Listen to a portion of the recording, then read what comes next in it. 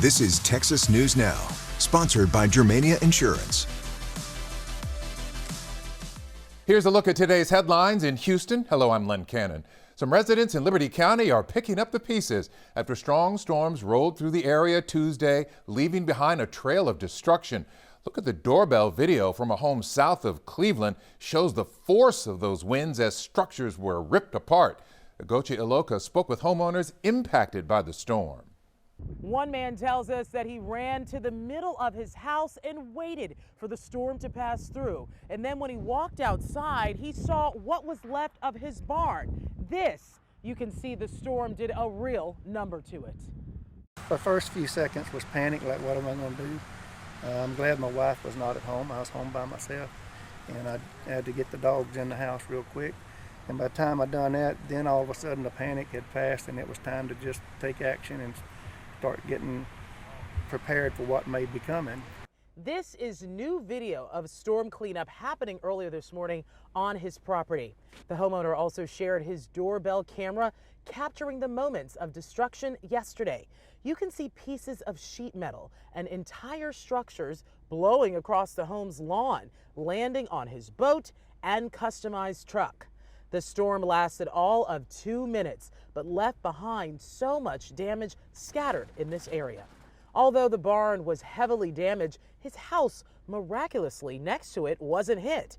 He was home alone when the storm struck and is so grateful his wife wasn't there.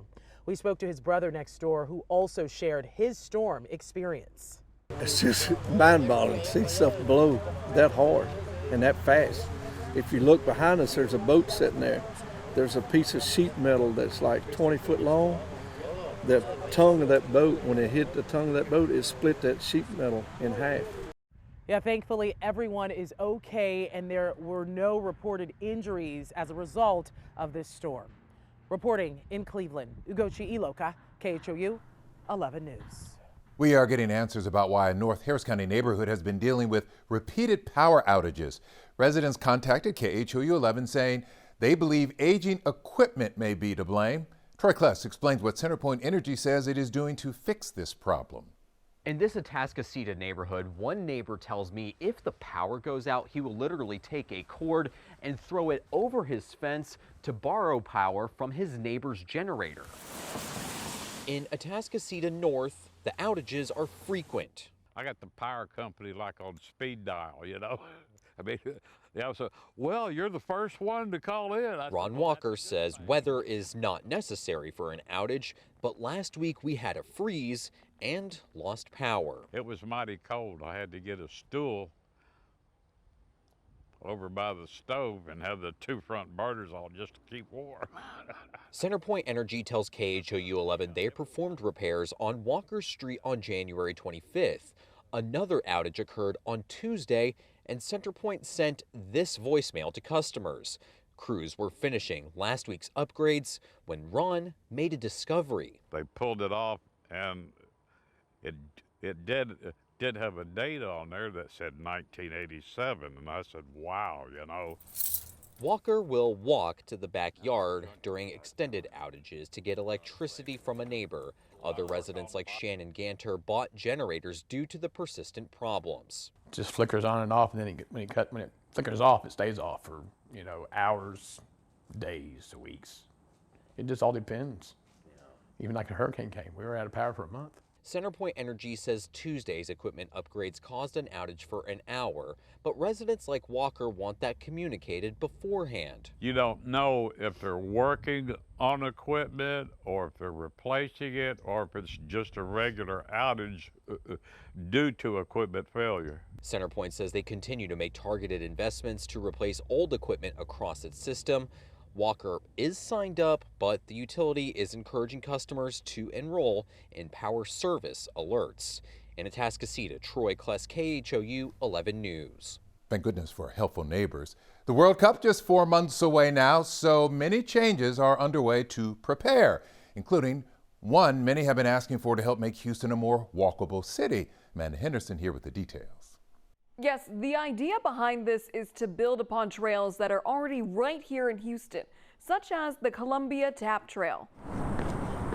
In the middle of Houston's historic 3rd Ward, cyclists and trail walkers take to the city's Columbia Tap Trail. A lot of people don't realize that there is a way to walk or bike from downtown Edo area all the way down to the Med Center, and you never have to get in a car. The trail is where we meet Kimberly Phipps-Nickel. She's with Friends of Columbia Tap, a nonprofit focused on the upkeep of the 4-mile route. This trail specifically could really benefit from more shade and water, places of pause, just like you see us here on the bench. Those ideas could soon be reality. The route is in the middle of a major project for the city's World Cup Sustainability Committee, ahead of Houston hosting World Cup games. Our goal is to meet the requirements that FIFA has around climate, energy, waste and circularity, air, water, nature, and low carbon transportation. Elizabeth Carlson says one way they're doing this is to focus on creating a green corridor, connecting Houston's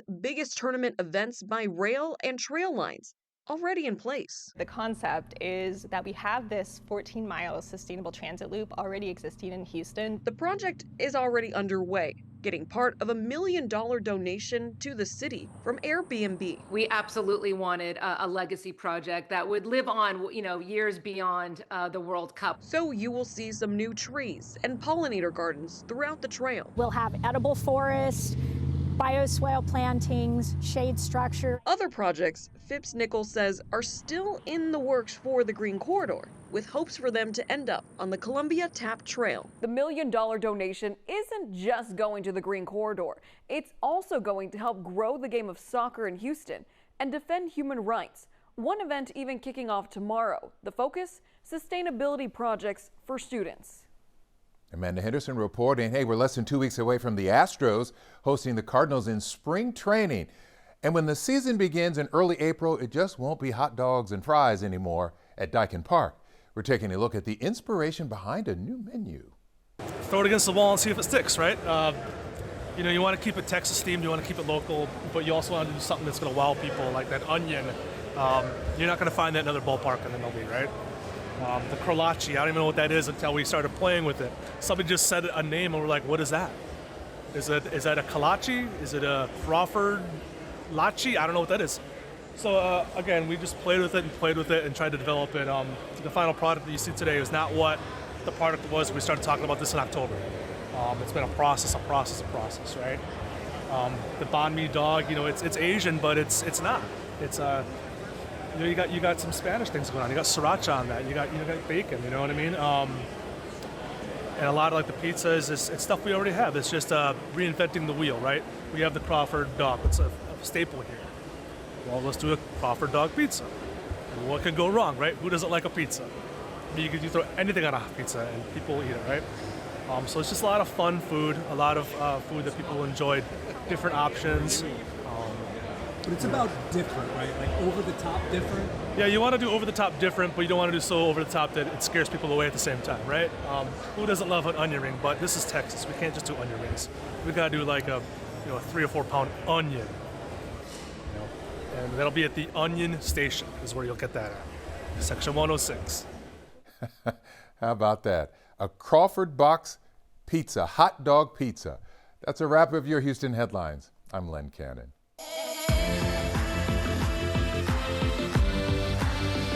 In Austin, I'm Quita Culpepper.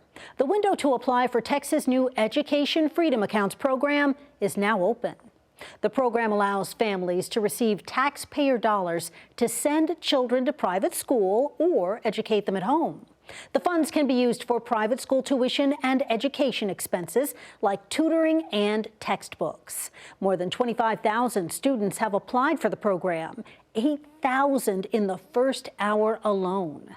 If the number of applicants exceeds the $1 billion state lawmakers set aside for the program, there will be a lottery system that prioritizes students who are low income and those with a disability. So the program is not first come, first serve. We want families to take your time, find your documents, go to educationfreedom.texas.gov, get the information you need to apply, and the timing that you submit your application will have no bearing on your child's eligibility or how they're prioritized. Even if a student is accepted by the program, they still need to apply and be accepted by a private school. Texans have until March 17th to apply for the program. Sometime in early April, families will be notified whether or not they got in. We're continuing to cover more student-led protests against immigration enforcement. Reporter Jessica Cha was at Leander High School, where she watched quite a few students leave class and stand by the road to protest. We wanted to take a closer look at whether these walkouts are legally allowed to happen. With chants, signs, and spirit, Leander High School is one of many campuses where students are staging anti-ICE protests. And some parents have shown up to support their kids, just like Will Sudhop. She's got an amazing heart and she's a good person, and I'm proud to be her dad, honestly. It comes after the Texas Education Agency released guidance on Tuesday, warning districts about consequences students and the district could face for facilitating protests, saying students must be marked unexcused from class, teachers may lose their licenses, and districts may even lose funding. She's out here voicing her opinion and standing up for what she believes in, and that's more important than a missed day or a marked absent. Leander High School students like Bryce Nielsen agree, even though he doesn't support opposition of ICE at all. They seem to like to let people in that shouldn't be here. There's people that are bringing in weapons, drugs. But he thinks everyone has the right to express their opinions. If people are allowed to walk out of work and go on strike, I think we should be allowed to walk out of school and have our own opinion and present it. But what rights do students have to leave school in protest? We asked the Foundation for Individual Rights and Expression, a free speech advocacy group. Unless they're 18 and can sign themselves out or their parents sign them out, students don't have the ability to leave school during the day. Adam Goldstein with FIRE says school districts and the state look at leaving class to protest the exact same as ditching class. So they could be subject to appropriate punishment like being marked absent. They have the right to protest, just do it on Saturday, right? Like they don't have the right to walk out of school, even though what they want to do is engage in a First Amendment activity when they get there. But he says Governor Abbott and the TEA's directives to school districts are vague, which could cause harm to students in the long run. It's one thing to tell students, if you engage in this protest, you'll be punished. But I think it would make sense to go another step and say, here's the outlet for that. Here's how you can express this message in a way that won't get you in trouble. Goldstein also says it's up to the state to determine if school districts have done enough to comply. As Bastrop County grows, so does the need for support. The Bastrop County Emergency Food Pantry has now opened a new facility. Reporter Brianna Perez shows us how this expansion is making a difference in the community. A bigger building and an even bigger mission. The Bastrop County Emergency Food Pantry is growing to reach more neighbors struggling with hunger. The pantry has now opened its new 9,200 square foot nutrition and education center, complete with a grocery store, warehouse, waiting area, and more. We have people able to get more fresh produce because of our refrigeration capacity and more protein because of our freezer capacity. We're able to do more rescuing because of those things. Executive Director Tricia Silva says the pantry has a new system that lets shoppers schedule visits, choose their own groceries, and receive the support they need. A volunteer just kind of walks through with them so they understand what they're able to choose, how much of it or whatever. And most households are leaving with enough food to really make a difference for them. Salmon, you want more salmon? Bastrop residents agree. Come here because I need the help with my MRIs I have to pay and all that. A lot of doctor bills, that's why I come. Otherwise, I would just come and help. It's very nice. We get blessed with this place like this. People helping people. The new pantry replaces 5 smaller buildings that once made up the operation. Last year alone, officials say they helped more than 5,000 neighbors and handed out nearly 500,000 pounds of food. In this new space, they expect to double that. When the pandemic happened, people were struggling, pantries were struggling. That won't be our story if something, forbid, happens like that again. We're going to be ready to hit the ground. Growing to meet demand and feed neighbors. In Bastrop, Brianna Bettis, KVUE News. The Hays County judge is asking municipal water suppliers, corporations, and groundwater districts to adopt Stage 4 water restrictions as the region battles a persistent drought. Judge Ruben Becerra posted on social media urging entities to pause large-scale industrial water use, halt outdoor watering, and reduce pumping. It comes as the Barton Springs Edwards Aquifer reaches historic lows. We spoke with aquifer officials who say Stage 4 is the highest level of drought restriction possible. And so there's no lower that we can go. And so it just means all hands on deck for conserving water. So the biggest way to conserve water is to stop watering outside, especially your grasses. But then inside, there's a lot of things that people can do too. Only running full loads of laundry and full loads of dishes is a good way to do it. Turning off the water when you're brushing your teeth, shorter showers, and really detecting leaks. No word on how long the Stage 4 restrictions will be in place. And those are the headlines happening in Austin. I'm Quita Culpepper.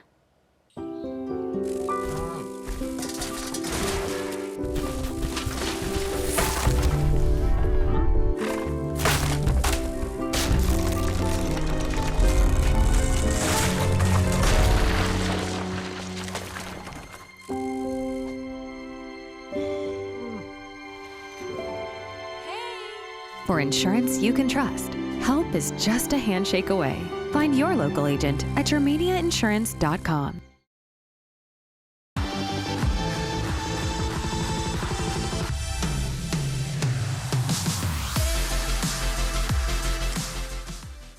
Spring-like temperatures are returning across the Lone Star State. We're going to have some 70s and 80s by the weekend. I'm meteorologist Andy Mead. Today is going to be kind of the beginning of our warming trend. We'll have some 60s and 70s for daytime highs across the Lone Star State. As we go in throughout much of Thursday, we're going to start seeing more of those widespread above normal temperatures as we head into the weekend. So our normal temperature is pretty much where we should be for around this time of year, and we're going to be above that by around near 5 to 15 degrees across the Lone Star State. And where I think Saturday at the moment looks like it could be the warmest day into the forecast, where a lot more of us will see some middle to upper 70s and even a bit of those 80s as well. I am tracking a bit of a small rain chance, I think, as we head into early next week. I'll talk about those details in just a moment, but starting off with Thursday, we'll have a mix of some middle to upper 30s along the I-35 corridor, a bit more 40s along into the coastlines heading into the morning hours, with a mix of some 20s and 30s along West Texas. We'll have a lot more clear skies and some light winds to be able to promote some radiational cooling, where we'll hang on to a little bit more humidity the more east of the I-35 corridor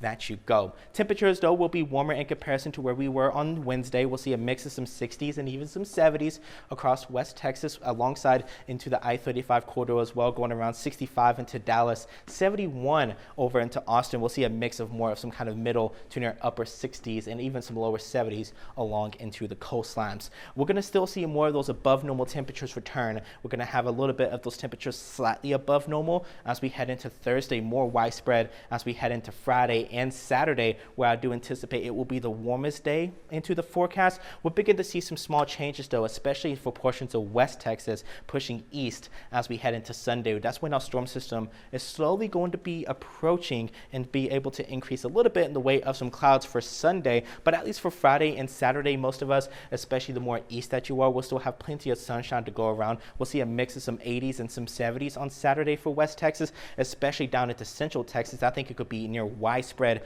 low 80s and even some upper 70s as we head into around Saturday. We'll begin to see more of those clouds increase as we head into Sunday, especially for portions of South Texas as well, into near areas of Laredo. We could even get a little bit too close to that 90-degree mark. Same song and tune for North Texas. We'll see a mix of some low to even middle 70s for Friday and Saturday, a mix of some middle to near upper 70s as we head into Sunday with some increasing clouds. Same song and tune again for portions of East Texas. We'll hang on to a little bit more humidity. We'll be having some of that southerly winds. That will certainly make it even feel a bit warmer at times, where we'll be looking at more widespread low to middle 80s along into the valley. We'll see a little bit of more sunshine, especially heading into Sunday. We're not going to get too much in the way of those increasing clouds. This is going to be due to our weather pattern that is really going to start shaping up. We have this big area troughing that is certainly going to help be able to push more off into the east. As that does that, high pressure is really going to start setting up shop. We'll have a lot more of that sinking motion and allow some some of those warmer temperatures to be able to filter in. But we do have a next storm system that's going to be arriving as we head into around next week. We have some ingredients in place.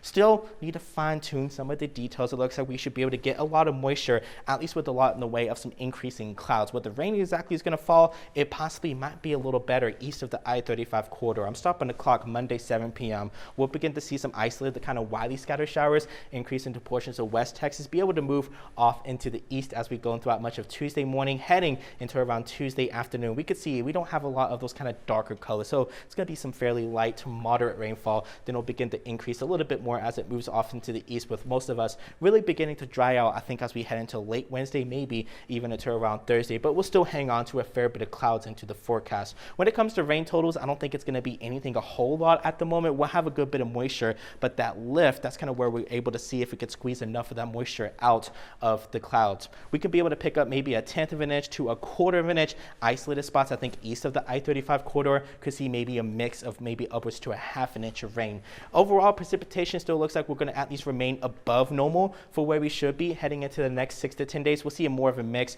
of those still above normal temperatures. That's going to persist, making it even feel more like a springtime pattern as we start heading in throughout the next 6 to 10 days. So working throughout the 7-day forecast throughout much of Thursday today, we'll have a mix of some 60s and even some 70s, plenty of sunshine to go around, be the same song and tune as we head into around Friday. We'll see a mix of some more low to middle 70s, even some upper 70s, some lower 80s, especially for portions if you more further south that you go along into near the valley. We'll see some more warmer temperatures. I think Saturday could be the warmest day into the forecast for a lot of us, especially for portions of West Texas and even Central Texas as well. We'll see a mix of more of those middle to upper 70s and lower to middle 80s. We'll begin to cool off a little bit with some increasing clouds heading into next week, with the opportunity of rain heading into Monday, Tuesday, and Wednesday.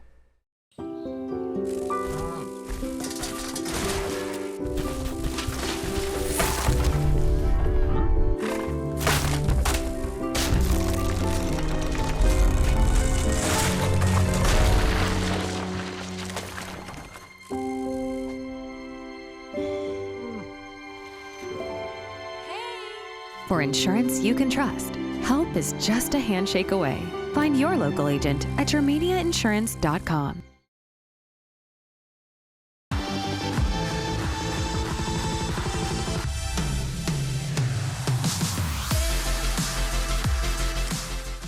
I'm Chris Lawrence with your headlines from North Texas. The FBI is working with police to find the suspect who shot an armored truck worker who was filling up an ATM. It happened at a Chase Bank in Balch Springs. As Kevin Reese reports, part of a troubling trend targeting people at banks. The Loomis vehicle was still parked at the Chase Bank drive-up window. The ATM machine still propped open, bags and other evidence scattered on the ground. As officers arrived, they found a male who had been shot. Police say the driver of the Loomis vehicle, shot by the suspect as he worked at the bank drive-up lanes at 8:38 Wednesday morning, was rushed to a hospital in critical condition. Unfortunately, yet again, we are here at a scene of a violent act. It's all too familiar that we see in Dallas and the surrounding areas of this kind of incident. Police and the FBI say the suspect shot the Loomis driver and escaped on foot with at least one money bag, running south along a fence line into a neighborhood behind the bank. We watched as the Dallas Canine Unit canvassed the neighborhood multiple times with at least 2 different dogs. But after a lengthy search that also included police drones and a helicopter, they ended their search. Just last year, a multi-agency task force in North Texas went after suspects in jugging cases like this, where customers or a driver like this is targeted going to or from a bank, and the FBI admits it is a growing problem. And late this afternoon, the FBI returned to the fence line behind the bank and a convenience store to search for additional evidence with the help of another search dog, but have not announced if they found anything more. And at this initial stage of the investigation, the FBI has not given a suspect description other than a suspect dressed in a black hoodie and black pants, wearing a mask and gloves. If anybody has any information about the individual that committed this horrific incident, please let us know. They ask you to call the FBI or the Balch Springs Police Department if you have any information that can help. In Balch Springs, I'm Kevin Reese. We've been reporting on immigration enforcement operations taking place nationwide. Jobin Puneker spent the day with a woman from Collin County fighting to keep her husband from being deported to a country where he doesn't feel safe. This is a painful walk back for Heather Alambario, I just want to walk out of here, and I want him to walk out with me. whose husband is in immigration detention here at Prairieland in Alvarado. For the first time in 2 weeks in person. Behind, plexiglass and tables. She took the day off from teaching. Her 2-hour drive from McKinney started at 6 this morning, all for a 1-hour visit. It feels like not just a physical drive, but such an emotional drive. That started long before she got into the car. Rafael was born in Venezuela, defected, and sought asylum in the U.S. Heather and Rafael married in June of last year. She had filed for a green card, a path to citizenship for Rafael. When the administration paused processing those applications, it put a pause on all their plans. We went from elation and relief and so much hope to just this kind of crushing blow. They dreaded the immigration check-in at the offices in Dallas. It was January 15th, the day he was detained. And it's like one of those moments, like there are things you don't want to wait in line for, but then there are moments in life where you'd like to be in a stack of a line, kind of like waiting. He's been at Prairieland ever since. Heather brought muffins for the staff at the facility, brought card games for Rafael. They let me wear the headband. The muffins, no. She also has tons of messages and prayers she wanted to deliver from their families. She was denied. There are so many absurdities about this process. Heather tells us he has no criminal history. We received this statement from ICE. Dallas officers arrested Jose Rafael Cardenas Alambario, an illegal alien from Venezuela, January 15th. Cardenas illegally entered the U.S. August 2023 under the Biden administration, which allowed millions of unvetted illegal aliens to enter the country. He is expected to remain in ICE custody pending the outcome of his immigration proceedings. The look on his face when the idea of going back to Venezuela comes up is, I know he's terrified. This was right before she left Prairieland. For Heather, returning home without him is also terrifying. There are a lot of scared adults right now, but there are a lot of terrified children. I don't want to be known for this. We're walking through tragedy, but I have to help my husband. She'll continue to make these visits, as difficult as they are. In Alvarado, I'm Jobin Puneker. Americans of a certain age have fond memories of growing up with girls and their jump ropes. Brittany Moncrief shows us how the 40-plus Double Dutch Club is making sure that skill isn't forgotten. Back in the day, you didn't think twice. Because fun was something you just did. It's a time where you're just carefree. That was me. For Pamela Robinson, I grew up in Bellwood, Illinois. It's a suburb just outside of Chicago. This is nostalgia. I gotta build up to that. Gypsy. We jumped Double Dutch.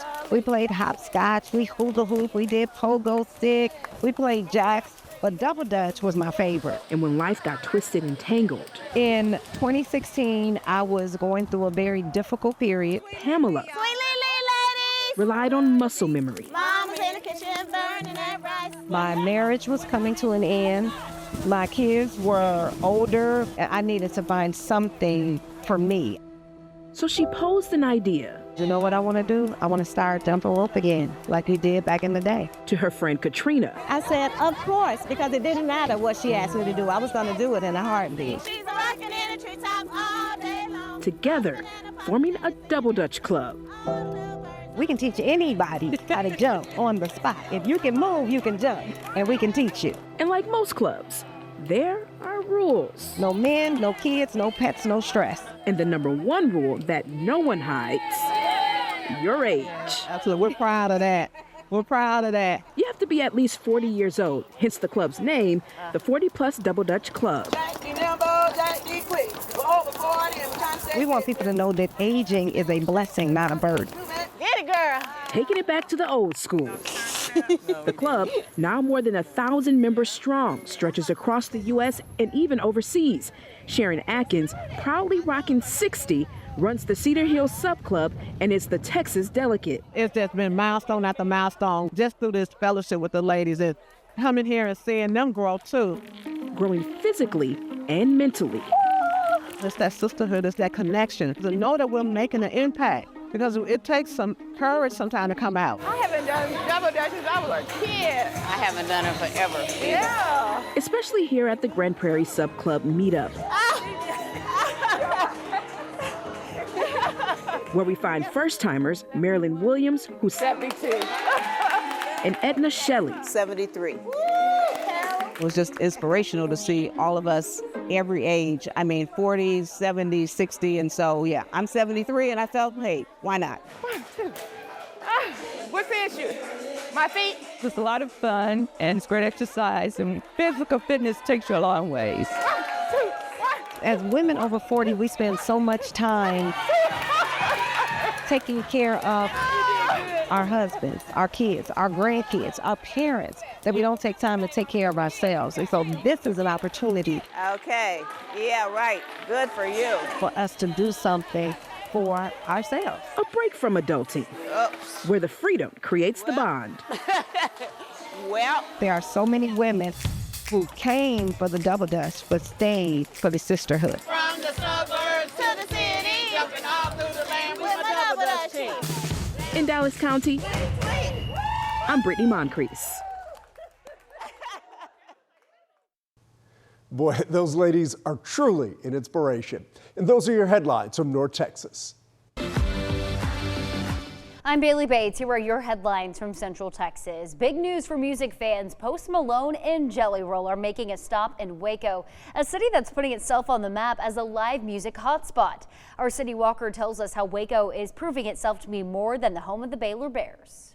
Jelly Roll just won 3 Grammys. I thought it was so cool. Yeah. Post Malone has been nominated 18 times. I didn't think that, big names could come to Baylor. Now, they're coming to Waco. Maybe after Post Malone, maybe other people will, other artists will join in. Waco is making itself known as a concert city. There's live music here all the time. Jason Cook with Baylor said Waco isn't a stranger to music, but they got a recent boost. For all intents and purposes, it really put Waco on the map in terms of big live music stadium shows. The Boys from Oklahoma concert at McLean drew in 37,000 fans. Lots of people in the industry knew that we were open for concerts of that caliber. Now they're hosting 2 global superstars, a dream Cook says they had when building McLean a decade ago. It's like a Rubik's Cube because you're trying to figure out what your availabilities are, what you can afford, where artists are, what would be a good fit. Good for Baylor, good for the city, and great for local artists. A pipeline of opportunity for Waco-based artists as well as fans. Fiona Bond with Creative Waco said it's proof of what she's always known. People told me,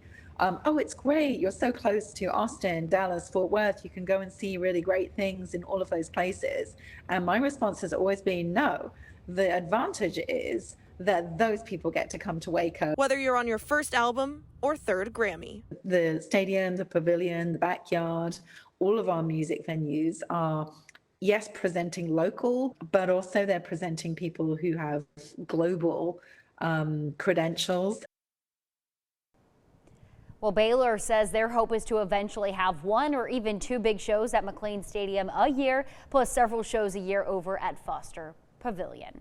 Texas is preparing for a new threat facing the cattle industry. The governor issued a statewide disaster declaration as New World screwworm cases in Mexico move closer to the Texas border. Our Juliana Jackson tells us why state officials say they're not waiting for it to cross the border. They're less than 200 miles away from the South Texas border, and that essentially means they're on to Texas's doorstep. Tracy Tomasic with Texas Farm Bureau says over the last 6 months, a lot has changed. Governor Greg Abbott's disaster declaration gives the Texas New World screwworm response team access to all state resources. Pets, cats and dogs, and even humans, so all different mammal species with warm blood are susceptible to the pest. Tomasic says sterile flies are being produced at a facility in Panama, then flown all the way to Mexico for distribution. Secretary of Agriculture has preemptively, and rightfully so, stopped the importation of beef cattle from Mexico so that we're not incentivizing moving potentially infested animals further north into the U.S. That decision, combined with the smallest U.S. cow herd in decades, means consumers are feeling the impact at the grocery store. A lower supply of it compared to recent history when we had extremely high supplies of beef and really much lower prices. Governor Abbott is partnering with the USDA on a new $750 million sterile screwworm production facility in Edinburgh. For now, state officials say the focus is on keeping screwworm out of Texas. This is an all of agriculture issue. We're doing our best and proud to work with the agencies to be prepared for it when it comes in. Well, the screwworm isn't on Texas soil yet, but ranchers and livestock owners are encouraged to report any suspected infestations immediately to state officials. Those are your headlines from Central Texas. Here are your headlines from Southeast Texas. I'm Mark Armstrong. Money already approved by the state, now officially on its way to Alice Keith Park in Beaumont. It's all thanks to a $1.9 million Texas Parks and Wildlife grant. That money is going to be approved, or it was approved, during the last legislative session signed by Governor Abbott. Beaumont City Council now unanimously approved that resolution on Tuesday to accept funding for improvements at the park. Now that's going to include new playground, upgraded restrooms, and a computer lab inside the community center. Councilman A.J. Turner says the lab is going to provide educational opportunities for families in the South Park area. We're going to add a computer lab with about 15 computers. With South Park being right there by Lamar University, we have Lamar students that have already committed to tutoring our students who may be going home after school to a situation where parents may not be there. City officials say design work and bidding already underway, with some improvements expected as soon as this summer. Port Arthur is about to join Beaumont and Orange with a 311 system, all designed to turn complaints into city action. Starting March 1st, the city is going to launch that new 311 system. It's for reporting problems like potholes, drainage, and code violations. You're going to be able to contact the city during business hours, of course, or submit your concerns anytime through the 311 app or the city's website. Mayor Charlotte Moses says the service is a key step towards strengthening communication. It's essential. It's their services. It's their city. And so I think that we need to be responsive to all of our citizens. They can report anytime. They can report in the middle of the night on the website or through the app.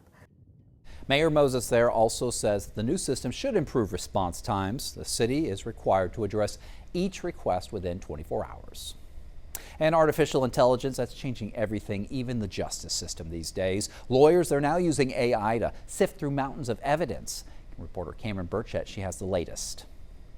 AI is a powerful tool, one that I think that probably every lawyer needs to learn how to use, but every prosecutor is probably using right now when it comes to their cases. You see it across social media. Artificial intelligence is everywhere. Like any tool, AI can be used for good, and if in the wrong hands, can be harmful. We live in a world where what we see on the written page, what we see on the document, may not be true.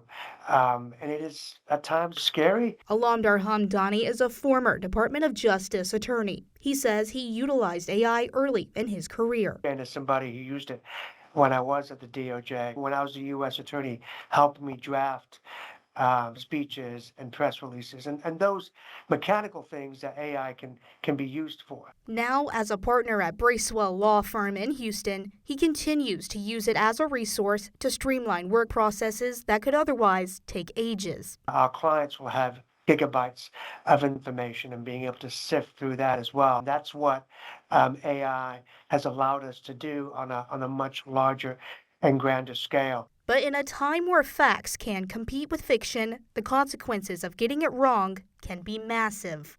Many lawyers are getting caught for using AI and using, what looks like case law, but is not, and they didn't do the extra work of actually researching it. And now we're seeing judges issue orders prohibiting the use of AI, or if you are going to use it, you've got to disclose it. And he says the laws aren't catching up fast enough. The laws that are that are coming into place, and the legal framework that's happening is constantly always trying to catch up with the latest technologies. The reason we see so many AI tools is because the relative ease of implementing AI tools. Tools that Jonathan Hance uses to find that one important piece of information. I use it all the time as a so-called needle finder. Hance is also a partner at Bracewell in the Litigation and Technology Group. He warns the real danger of AI is how much we choose to trust it without verifying. And we start this vicious cycle of really dumbing down the state of human knowledge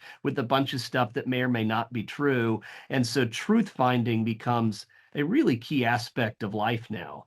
Can I trust this source? Is it accurate? Or not. Despite AI's strengths, he doesn't believe it can replace him in the workplace. And there's a real human touch that has to happen there that I'm not sure AI will ever be able to do in a way like a human practicing lawyer can do. Hance feels you shouldn't be afraid of the technology, that you should try it before you knock it. It's easy to dip your toe in, and then you can decide for yourself how it might impact what you do on a day-to-day basis. For the headlines here from Southeast Texas.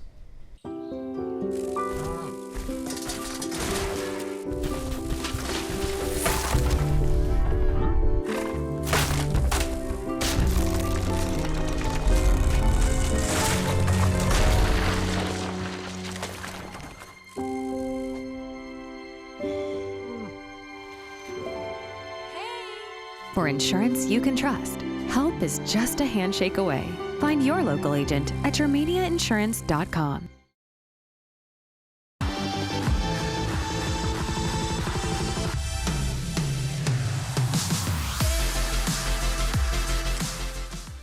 I'm Henry Ramos, and this is the news in San Antonio. Members of the Bexar County Commissioner's Court say the fight is not over regarding reports of ICE purchasing a massive warehouse on the east side. Earl Stoudemire explains. Bexar County Commissioner Tommy Calvert says the Department of Homeland Security didn't complete an environmental impact study on what the ICE processing facility would do in San Antonio. The commissioner made this claim on Tuesday, saying the incomplete study breaks the law in San Antonio and Bexar County. He says the city and county now have the chance to perform a study on how the ICE processing facility will impact local schools and families. Calvert says this deal with the Department of Homeland Security upends the work community leaders have done to uplift the east side, and more can be done. So I believe that this court will look at in executive session at the next meeting what is the recourse, but I believe the city council, who meets Thursday, has had time to look at its recourse related to the NEPA and environmental impact study, which courts in cities like Chicago have won all the way, I believe, to the Supreme Court. In the separate post, District 2 Councilman Jalen McKee Rodriguez says the fight isn't over and will be providing updates. It's unclear if the council will discuss the warehouse deal in their sessions today or tomorrow. Earl Stoudemire, KENS 5. Attorney General Ken Paxton is suing Bexar County, accusing county leaders of illegally using taxpayer dollars to fund legal services for undocumented immigrants facing deportation. The lawsuit targets the Bexar County Commissioner's Court and several county officials. Paxton claims they unlawfully approved more than $566,000 for immigration-related legal defense. The money was allocated under the county's Immigration Legal Services Program. The AG argues the program provides no public benefit and violates both state law and the Texas Constitution, saying counties do not have the authority to subsidize deportation defense attorneys. The Attorney General is asking a judge for an emergency restraining order to immediately stop the spending and block any future contracts for immigration-related legal services. The battle over cell phones at Northeast ISD. The Texas Education Agency is putting any ISD on notice, saying the school district is failing to follow Texas law, also saying that the school district missed a deadline to fix the problem. Here's KENS 5 reporter Meredith Haas. Well, this is a formal warning letter from the Texas Education Agency, and it's pretty direct. The state says Northeast ISD failed to adopt a required policy and missed a deadline to complete a corrective action plan ordered last fall. Now they're officially out of compliance with state law. The letter dated February 3rd states the district did not meet requirements under Texas Education Code, which deals with student use of personal communication devices. Under state process, the TEA will now issue a preliminary report outlining its legal findings. Any ISD will have 30 days to respond, but if the state isn't satisfied, sanctions could follow. That could include appointing a conservator to oversee operations or even a board of managers to govern the district. As we reported before, Northeast ISD decided to define their school day as, quote, instructional minutes. This means schools who define their day as, quote, start bell to end bell prohibit cell phones in every capacity. A day defined as, quote, instructional minutes allows cell phones outside of instructional time. This enables the district to allow students to use their phones outside of instructional periods. We reached out to NEISD for comment, but they deferred their comment to the board. When we have the very latest, we'll provide it on air and online at KENS5.com. For KENS 5, I'm Meredith Haas. 2 men are accused of having a huge amount of meth and trying to hide it in boxes filled with lettuce. Investigators say the drugs were hidden inside shipments of fresh produce stored at an office space tied to the suspects. During a search, agents say they found nearly 1,000 packages of meth. Now, the 2 men accused, Gerardo Pineda Gallegos and Jose Lopez Ruiz, were arrested at a home off Ponytail near Bulverde Road. The 2 are facing a charge of 1 count of conspiracy to possess with intent to distribute 500 grams or more of methamphetamine. If convicted, the men could face up to life in prison. A driver was killed in a crash, and police say that driver sped off a Loop 1604 overpass by Judson Road, crashing into a pillar. Police say it appears the driver either in his 20s or 30s. Police also believe he crashed several hours before the wreckage was found. Bexar County officials have announced a 90-day extension of the burn ban due to extremely dry conditions in San Antonio and the surrounding areas. And as meteorologist Jeremy Baker reports, the burn ban is just another sign that South Texas is in desperate need of measurable rainfall. Bexar County officials announced a 90-day extension of the current burn ban due to the extremely dry conditions continuing to plague this area. Combine that with the rapidly expanding and worsening drought, and South Texas desperately needs measurable rainfall. We need a good 2 weeks of day after day after day, solid, just slow rain. This is the Keach Byram Drought Index. It's used to calculate fire potential based on rainfall and temperature on a 0 to 800 scale. Right now it's running over 600 kbdi, which is very elevated, showing extremely dry conditions ripe for the development of fires. It's based on the daily water balance, drought factor, soil moisture, and precipitation. If you look at 352 of the local government code, that's where we derive the authority to even make the recommendation for the burn ban. And countywide, we're still over 660. There's a lot of complicated decisions that need to be made in terms of water utilization. Rich Razgadis is the CEO of Flow Water, a system that focuses on the restoration of drinking water in the U.S. He says whenever there is drought, not only does that increase fire danger, but also the safety of the water we put into our bodies. What happens during a drought as it relates to drinking water is that these contaminants that are already in our drinking water in the United States become more and more concentrated. And as they get more concentrated, they're more difficult to remove. The updated order from the county extends the current ban, which was set to expire on the 9th of this month, all the way through May 11th. And for all the rules about outdoor burning in Bexar County, check out this story on KENS5.com. From the city's northwest side, Jeremy Baker, KENS 5. And that is the news in San Antonio. Hi, I'm Brennan Gurley, and here's what's making headlines across East Texas. After years of debate at the Capitol, Texas has taken a major step towards expanding school choice. The Texas Education Freedom Accounts program is now open, offering families financial assistance for private school, homeschooling, and other educational options. Here's CBS 19's Ayanna Aird. Wednesday marks the opening of the Texas Education Freedom Accounts application portal. The program provides financial assistance to help families pay for private school tuition and other educational options. This is a way to make them within reach financially. School choice. Governor Greg Abbott made the program a top priority during this legislative session. The Texas Education Freedom Accounts represent what state leaders are calling the largest Day One private school choice launch in history.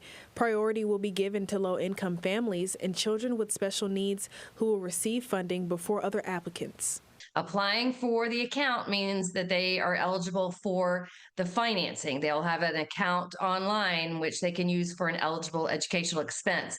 But they do still need to seek out that private school that might fit that child and make application there. Laura Coangelo is the executive director of the Texas Private Schools Association. She says more than 20,000 families applied within the first couple of hours of the portal opening. So we're ready to see how it goes, and the families should be awarded or know the amount they're awarded the week of April 6th. Funding amounts depend on how families plan to use the program. Families who plan to homeschool their child can receive $2,000. Families using the program for private school tuition without a child with special needs can receive up to $10,474,000. Families with children who have special needs can receive up to $30,000 per year, depending on the severity of the child's needs. There's a possibility that there'll be more than $1 billion in the next few years, so more families will be eligible. So I would encourage all families to apply for the program, and I hope, we'll see great success and that more kids will get the education that they want and need. For CBS 19, I'm Ayana Aird. An East Texas family is grieving after a tragic ATV accident took the life of their 11-year-old son. CBS 19's Robert De La Garza shares how the troop community is rallying around the family and the message they are sharing with others. Just steps away from their home in Troop. Now this was their trail, they just come down through here. Is where Doyle Roper says his son Easton would ride these trails on his four-wheeler. I think he hit this hole and it shook it, and then it flew him off of there, and then the four-wheeler came and got on top of him. Doyle and his wife Amanda say 11-year-old Easton had a knack for building and loved the outdoors. Yeah, he'd get off school bus, go in there and change his school clothes and get on the four-wheeler and take off, and that's just what he did. But last Friday when he didn't come home, they had a gut feeling that something was wrong. It was the worst day of my life. Amanda found Easton under his four-wheeler, pinned.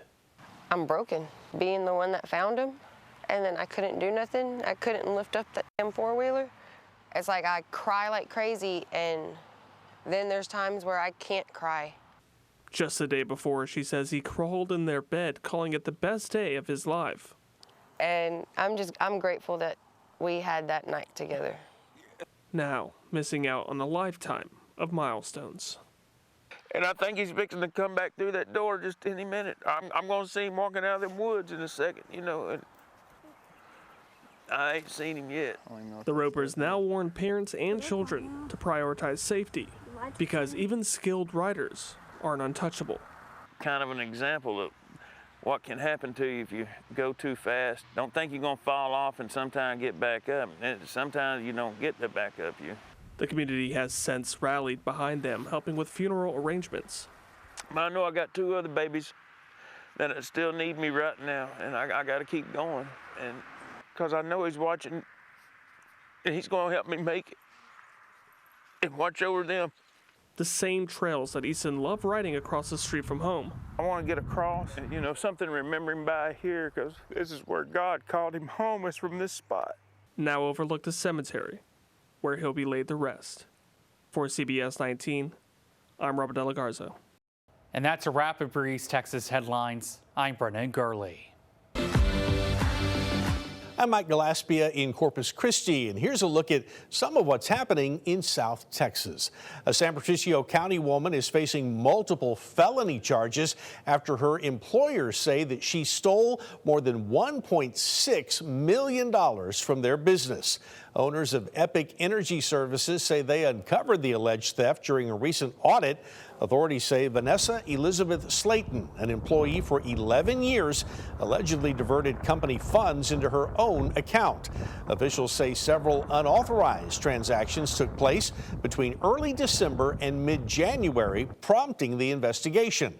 Slayton was taken into custody, and the sheriff's office is reviewing documents and accounts linked to that case. A new citizen-led effort is underway in Corpus Christi to change how the city manages its water during drought. Now, they're pushing for a ballot measure that could impact large industrial water users while leaving residents unaffected. 3 News reporter Lydia Herrera explains how this new amendment would impact water users. We are in trouble, folks. Environmental groups have banded together behind the Fair Water Amendment, which they say levels the playing field for residential and industrial water users. They can pay 31 cents per 1,000 gallons and use all the water that they want during stages 1, 2, and 3, and we would like that practice to end. It's the time for Corpus Christi voters. Isabel Risa with For the Greater Good says this amendment is needed as our water reservoirs are at an all-time low. Get to have that exemption for additional 5 years, and we're already in crisis mode.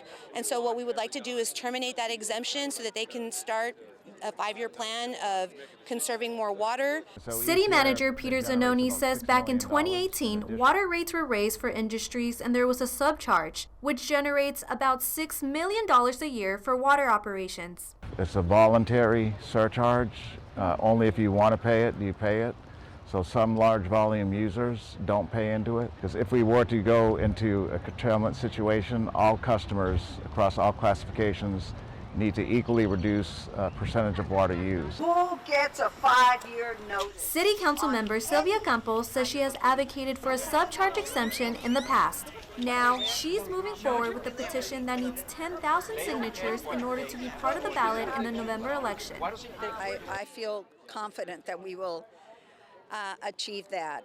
We started a petition when we were trying to end the desalination so that the people would have a say. Zanoni says City Council is willing to listen to the community. I think a City Council member put this on the agenda recently to eliminate the drought surcharge fee.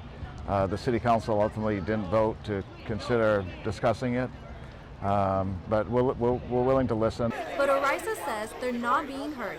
In fact, there's been a lot of resistance, not just from them, but from people in the community who are not directly connected to industry, but who are advocating for industry. And so we're advocating for the community. Precarious position. Here we are. We're taking matters into our own hands. Well, one of Rockport's most illustrious musical artists is about to be honored with a life-size memorial statue. Take a look at the sculpture of Guy Clark. It's now in the final bronzing stage at the Foundry. It was designed by another Rockport legend, Steve Russell. Russell is a well-known painter and sculptor who also happened to be friends with Clark. Guy Clark was a well-known singer-songwriter with more than 20 albums who wrote songs for people like Johnny Cash and Willie Nelson. And I'm always afraid that when people see something, will they accept it? And so I just said, this represents Guy, is the way he should have looked. So anyway, that's kind of in a nutshell what we're up to. That project has been 2 years in the making and will eventually become part of the November Music Festival in Rockport that honors Guy Clark.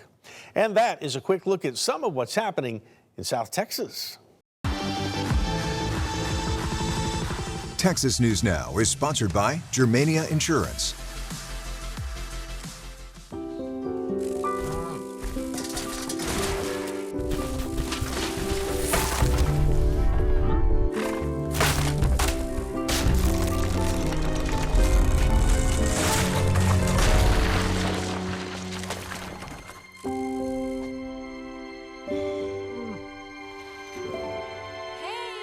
For insurance you can trust, help is just a handshake away.